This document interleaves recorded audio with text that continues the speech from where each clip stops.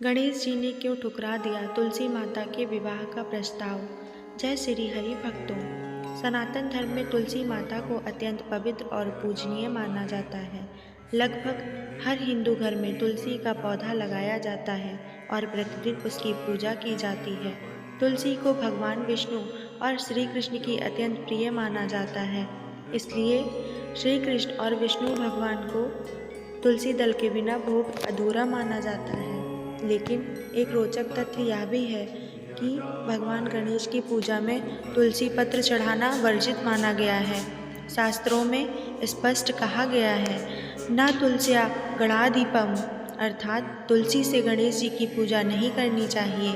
अब प्रश्न उठता है कि इतनी पवित्र तुलसी गणेश पूजा में निषिद्ध क्यों है। इसका उत्तर एक पौराणिक कथा में मिलता है। गंगा तट पर गणेश जी की तपस्या प्राचीन काल की बात है। एक समय भगवान गणेश गंगा तट पर गहन तपस्या में लीन थे। उनका दिव्य स्वरूप अत्यंत मनोहर था।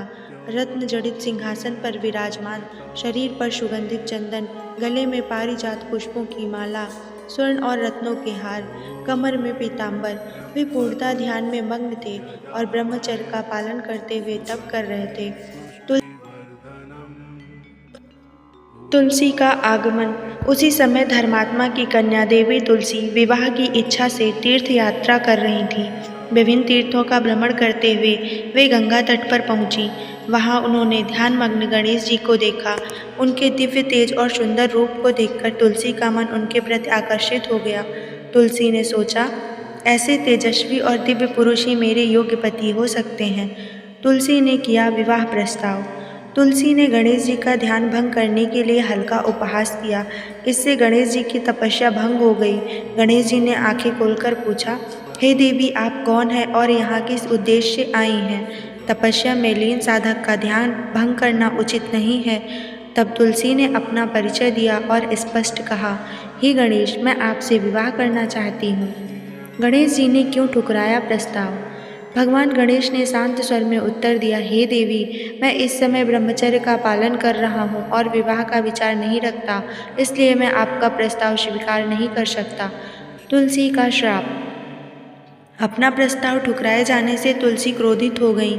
उन्होंने क्रोध में आकर गणेश जी को श्राप दिया, हे गणेश, तुम्हारे 2 विवाह होंगे। गणेश जी का प्रत्युत्तर श्राप। तुलसी के इस श्राप से गणेश जी भी क्रोधित हो उठे। उन्होंने तुलसी को श्राप दिया, हे तुलसी, तुम्हारी संतान एक असुर होगी और अंततः तुम एक वृक्ष के रूप में पृथ्वी पर जन्म लोगी। यह सुनकर तुलसी को अपनी गलती का एहसास हुआ। तुलसी ने मांगी क्षमा। तुलसी ने गणेश जी से क्षमा मांगी और उनकी स्तुति की। उनकी विनम्रता देखकर गणेश जी का क्रोध शांत हो गया। तब उन्होंने कहा, हे तुलसी, तुम्हारा विवाह असुर शंखचूर्ण से होगा, लेकिन बाद में तुम पृथ्वी पर पवित्र तुलसी पौधे के रूप में जन्म लोगी।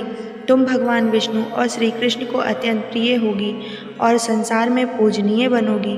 लेकिन साथ ही गणेश जी ने कहा, मेरी पूजा में तुम्हारा प्रयोग नहीं किया जाएगा। तभी से गणेश पूजा में तुलसी वर्जित। इसी कारण से आज भी परंपरा में गणेश जी को दूर्वा घास अत्यंत प्रिय है, लेकिन तुलसी पत्र नहीं चढ़ाए जाते। जबकि भगवान विष्णु और श्री कृष्ण की पूजा तुलसी के बिना अधूरी मानी जाती है। तुलसी का आध्यात्मिक महत्व।